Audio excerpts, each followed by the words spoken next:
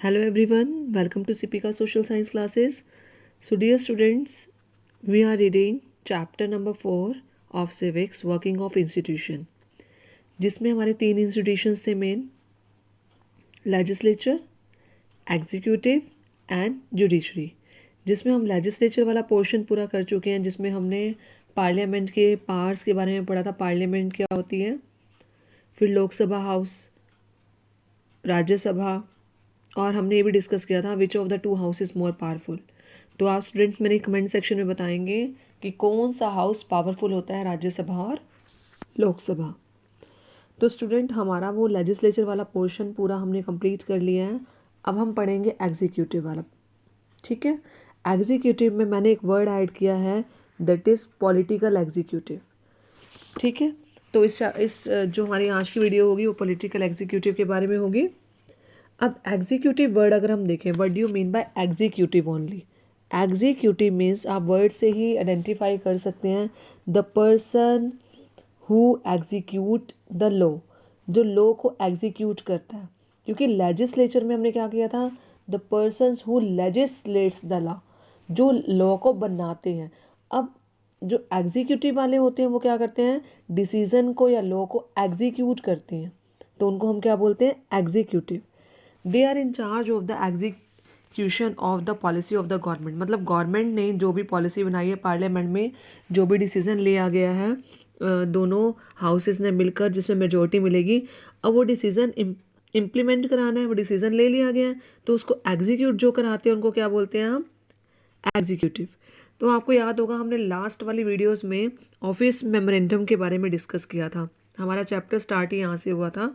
Office memorandum में क्या हुआ था, the person who sign the document, जिस पर्सन ने साइन किए थे, did not take this decision, उसने ये अकेले ने डिसीजन नहीं लिया था। He was the only executing the policy decision taken by someone else. जो डिसीजन पूरी पार्लियामेंट में लिया गया था, पूरे पार्लियामेंट में उसका डिस्कशन हुआ था दोनों हाउसेस में, फिर उसको मेजॉरिटी मिली थी, उसके बाद ही वो डिसीजन लिया गया। अब डिसीजन जिसने लिया और डिसीजन जिसने एग्जीक्यूट कराया, दोनों अलग अलग मिनिस्ट्रीज हैं, दोनों अलग अलग डिपार्टमेंट्स हैं। तो जिसने उस टाइम पर डिसीजन लिया था वो अलग पर्सन है, और जिसने साइन किया उसने डिसीजन नहीं लिया था। तो we noted that the role of the prime minister in taking that decision, but we also know that he could not have taken that decision if he did not have support from the Lok Sabha. अगर prime minister को लोकसभा से majority नहीं मिलेगी तो वो decision नहीं ले पाएगा, और डिसीजन नहीं लेगा तो उसका एग्जीक्यूट नहीं कर पाएगा। तो in that sense he was only executing the wishes of the parliament. Means parliament में जो डिसीजन ले लिया गया है, सिर्फ प्राइम मिनिस्टर उसको एग्जीक्यूट कराता है। तो हमें लगता है कि जो डिसीजन लिया गया है वो प्राइम मिनिस्टर के द्वारा लिया गया है। ऐसा नहीं है, पहले पार्लियामेंट में उस चीज़ के बारे में डिस्कशन होता है, क्योंकि पार्लियामेंट को हम बोलते हैं लेजिस्लेचर, जो लॉ को बनाती है। अब जो उसको एग्जीक्यूट कराएगा वो प्राइम मिनिस्टर है, पर पहला डिसीजन कहाँ लिया गया है, पार्लियामेंट में लिया गया, उसके बाद उसका एग्जीक्यूशन हुआ। तो हम देखा है एट द डिफरेंट लेवल्स, देखें they take day to day decision but do not exercise supreme power on the behalf of the people. जो ये हमारी फंक्शनरीज हैं, ये डेली के डिसीजंस लेती हैं, बट इनके पास सुप्रीम पावर नहीं होती on the behalf of the people. ये जो फंक्शनरीज होती हैं इनको हम बोलते हैं एग्जीक्यूटिव। एग्जीक्यूटिव क्यों बोलते हैं, क्योंकि they are in charge of the execution of the policy of the government. क्योंकि गवर्नमेंट ने जो पॉलिसी ली है, जो डिसीजन लिया है, ये सिर्फ उसको एग्जीक्यूट कराते हैं। Thus we can say that the government we usually mean the executive. जो गवर्नमेंट है वो एग्जीक्यूटिव की तरह वर्क कर रही है। जो डिसीजन लिया जाएगा, जो पार्लियामेंट में लोकसभा और राज्यसभा के मेंबर्स जो बने हैं वो डिसीजन पे एग्री होंगे, मेजोरिटी मिलेगी, उसके बाद लॉ बनेगा, लॉ बनने के बाद उसका एग्जीक्यूशन कराया जाएगा। ठीक है स्टूडेंट्स, अगर हम बात करें कि क्या सारे के सारे एग्जीक्यूटिव है जो डिसीजन को एग्जीक्यूट करा रहे हैं, जैसे पीएम है, सीएम है, जो लॉ बन जाता है उसको ये एग्जीक्यूट कराते हैं, तो क्या सारे के सारे जो एग्जीक्यूटिव हैं पॉलिटिकल होते हैं? Answer is no. Political executive भी होते हैं और परमानेंट एग्जीक्यूटिव भी होते हैं। अब पॉलिटिकल और परमानेंट एग्जीक्यूटिव, ये आपका 3 मार्क्स का क्वेश्चन भी आता है कि what is the difference between the political executive and permanent executive. और अलग से भी आ सकता है कि पॉलिटिकल एग्जीक्यूटिव के बारे में बताइए और परमानेंट एग्जीक्यूटिव के बारे में बताइए। तो हम डिस्कस करेंगे पॉलिटिकल एग्जीक्यूटिव के बारे में और परमानेंट एग्जीक्यूटिव के बारे में। पॉलिटिकल एग्जीक्यूटिव मतलब they are elected for a specific period of time.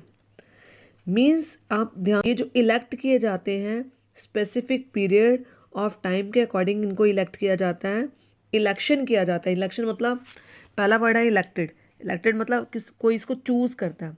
और कौन चूज करता है? People of a country. Country के लोग ही चूज करते हैं। किनको चूज करते हैं? अपने लीडर को। ठीक है, for the specific period of time. Specific period हमने क्यों लिखा है यहाँ पर? क्योंकि ये नहीं है कि हमने कोई लीडर इलेक्ट किया है और वो लीडर जो है वो परमानेंट बेसिस पर रहेगा, उसके बाद वो चेंज नहीं होगा। ऐसा नहीं होता, क्योंकि आज एक पार्टी काम कर रही है, 5 साल के बाद आपको लगता है उसी पार्टी को मिलेगा वोट, वही पार्टी के लीडर दोबारा बनेंगे? नहीं, वो पार्टी सिर्फ 5 ईयर्स के लिए स्पेसिफिक पीरियड ऑफ टाइम के अकॉर्डिंग काम करती है और 5 साल के बाद हम हमारी विश के अकॉर्डिंग उस पार्टी को चेंज भी कर सकते हैं। इसलिए यहाँ पर 2 वर्ड यूज़ किए गए, इलेक्टेड मतलब इनको चूज़ किया जाता है और स्पेसिफिक पीरियड ऑफ टाइम के लिए होते हैं, परमानेंट नहीं होते कि एक बार चूज़ कर लिए तो पूरी ज़िंदगी भर इनको कोई हटा नहीं सकता, ऐसा कुछ नहीं है। They are elected by the people and can be change in the next election. वही सेम बात कि इनको इलेक्ट किया जाता है और इलेक्शन, इलेक्ट कौन कर रहा है? वही देश के लोग इलेक्ट कर रहे हैं। और can be change in the next election, और नेक्स्ट इलेक्शन में अगर हमें लगता है गवर्नमेंट हमारी विशेष के अकॉर्डिंग काम नहीं कर रही है, गवर्नमेंट का वर्क हमें अच्छा नहीं लग रहा, तो हम उस गवर्नमेंट को चेंज भी कर सकते हैं। तो मीन्स ये परमानेंट नहीं है, ये पॉलिटिकल है।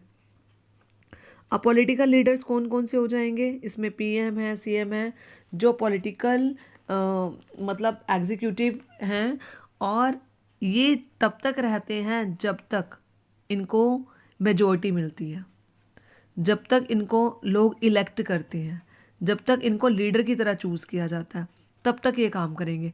नेक्स्ट इलेक्शन में ये क्या हो जाते हैं? फिर दोबारा से चेंज हो जाती है। अब आते हैं परमानेंट एग्जीक्यूटिव के बारे में। परमानेंट मतलब नाम से ही पता चल रहा है, जो परमानेंट है मतलब जो चेंज नहीं होती। They are elected on the basis of merit. अब इनको जो इलेक्ट किया जाता है मेरिट बेस पे इलेक्ट किया जाता है। आपने देखा होगा कि कोई भी स्कूल में या कॉलेज में कोई भी पेपर होता है, उस पेपर के रिजल्ट के ऊपर डिपेंड करता है कि किसने उस पेपर को क्लियर आउट किया है और मैक्सिमम मार्क्स से या हाईएस्ट मार्क्स से उसको क्लियर किया है। तो मेरिट बेस पर इनका सिलेक्शन होता है। मतलब इनको एक पेपर देना पड़ता है, कॉम्पिटिटिव एक एग्ज़ाम देना होता है, जैसे गवर्नमेंट जॉब्स में होता है कि गवर्नमेंट जॉब में अगर आप अपना सिलेक्शन चाहते हैं, अगर आप वो जॉब करना चाहते हैं, तो आपको पहले कॉम्पिटिटिव एग्ज़ाम देना पड़ेगा। और उसमें अगर आपके मेरिट आते हैं या आपके हाईएस्ट मार्क्स आते हैं या आप किसी तरीके से उसमें इलेक्ट हो जाते हैं, तभी आपको जॉब मिलेगी। In the same way permanent executive भी वैसे ही होते हैं कि they are elected on the basis of merit and appointed on a long term basis. मतलब इनको लॉन्ग टर्म बेसिस के लिए हम इलेक्ट करते हैं। जैसे उसको तो 5 साल के बाद चेंज कर दिया जाता है, हमारी विशेष के अकॉर्डिंग हम चाहते हैं या नहीं चाहते, तो 5 साल के बाद वो डिजॉल्व हो जाती है। चाहे दोबारा से इलेक्ट हो जाए, पर 5 साल के बाद उनको एक बार साइन करना पड़ता है, क्योंकि दोबारा से इलेक्शन होते हैं। परमानेंट एग्जीक्यूटिव क्या है कि हमने एक बार ही इनको मेरिट बेस पर इनको चूज़ कर लिया, उसके बाद ये लॉन्ग टर्म के लिए अपॉइंटेड रहेंगे, चेंज नहीं होंगे। They are permanent and remain in office even when the ruling party changes. अब रूलिंग पार्टी चेंज हो गई है। रूलिंग पार्टी मतलब आज मान लो बीजेपी पार्टी चल रही है, उनके लीडर हैं जो पीएम है नरेंद्र मोदी जी हैं। अब सपोजिंगली 5 साल के बाद ये पार्टी नहीं रहती, आम आदमी पार्टी आ जाती है, कांग्रेस आ जाती है। अब उनका जो लीडर होगा वो चूज़ किया जाएगा, वो पीएम की तरह वर्क करेगा। तो इसमें क्या हुआ है कि जब पार्टी चेंज हुई तो अपने आप ही उस लीडर की सीट भी वहाँ से क्या हो गई? खाली हो गई। बट इसमें ऐसा नहीं होता। इसमें ये होता है कि चाहे लीडर्स चेंज हों, चाहे 5 साल के बाद कोई भी लीडर आए, ये लोग चेंज नहीं होंगे। एक बार इनको इलेक्ट कर लिया है तो ये परमानेंट अपने ऑफिस में रहेंगे। इनका रूलिंग पार्टी के चेंज होने पर इन पर कोई भी इफेक्ट नहीं पड़ेगा। ये वैसे की वैसे वर्क करते रहेंगे। ये नहीं है कि आज वो पार्टी आई है तो इनको गवर्नमेंट जॉब से निकाल दिया, दोबारा गवर्नमेंट जॉब्स निकालिए, फिर नए मेंबर्स रखें, ऐसा कुछ नहीं है। एक बार ये इलेक्ट हो गए तो ये दोबारा चेंज नहीं होंगे। तो इसमें आ जाते हैं सिविल सर्वेंट्स हो गए, जैसे आईएएस है, आईपीएस, ये पहले एक पेपर क्लियर करते हैं यूपीएससी की स्टडी के अकॉर्डिंग, उससे पास होते हैं तभी आईएएस या आईपीएस बनते हैं। एक और चीज़ भी लिख सकते हैं, दे आर पॉलिटिकल एग्जीक्यूटिव होते हैं, ये लॉ बनाते हैं और परमानेंट आगे इनके अंडर वर्क करते हैं और इसको एग्जीक्यूट कराते हैं। ठीक है, तो पॉलिटिकल एग्जीक्यूटिव और परमानेंट एग्जीक्यूटिव, आई होप आपको दोनों में डिफरेंस क्लियर हो गया होगा। पॉलिटिकल चेंज हो जाते हैं और एक स्पेसिफिक पीरियड के अकॉर्डिंग होते हैं, क्योंकि इनको लोग चुनते हैं और इलेक्शंस के थ्रू चुना जाता है, और इलेक्शन हर 5 साल के बाद होंगे, तो 5 साल के बाद चांसेस होते हैं कि हम दूसरी पार्टी को भी या दूसरे लीडर को भी इलेक्ट कर सकते हैं।